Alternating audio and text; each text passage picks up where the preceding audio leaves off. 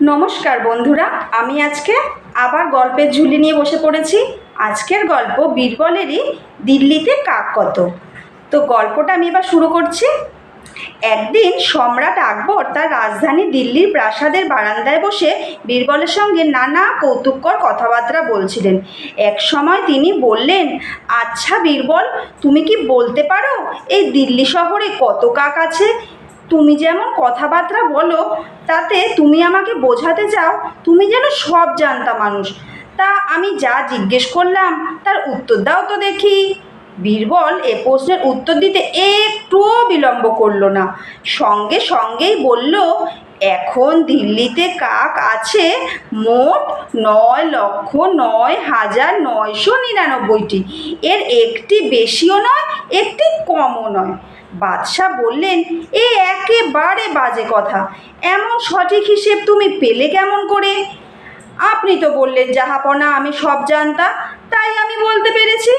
বিশ্বাস না হয় আপনি লোক লাগিয়ে গণনার ব্যবস্থা করুন।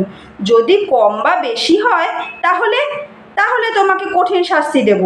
বীরবল বলল, না জাহাপনা, যদি দেখেন আমি যা বললাম তার চেয়ে কাকের সংখ্যা বেশি, তাহলে বুঝতে হবে অন্য জায়গা থেকে তারা এখানে বেড়াতে এসেছে।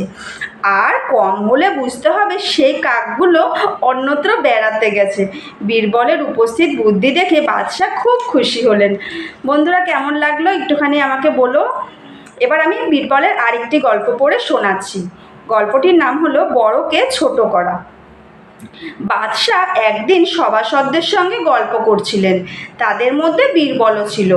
বাদশাহ একটা চকখড়ি দিয়ে ঘরের মেঝেতে একটা রেখা টেনে বললেন, আপনাদের মধ্যে এমন কেউ আছেন কি রেখাটা না মুছে ছোট করে দিতে?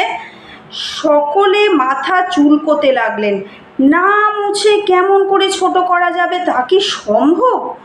বাদশাহ এবার বীরবলের দিকে তাকালেন, বললেন, বীরবল, তুমি তো শুনেছি খুব ওস্তাদ লোক, তুমি নিশ্চয়ই পারবে না মুছে এই দাগটাকে ছোট করতে।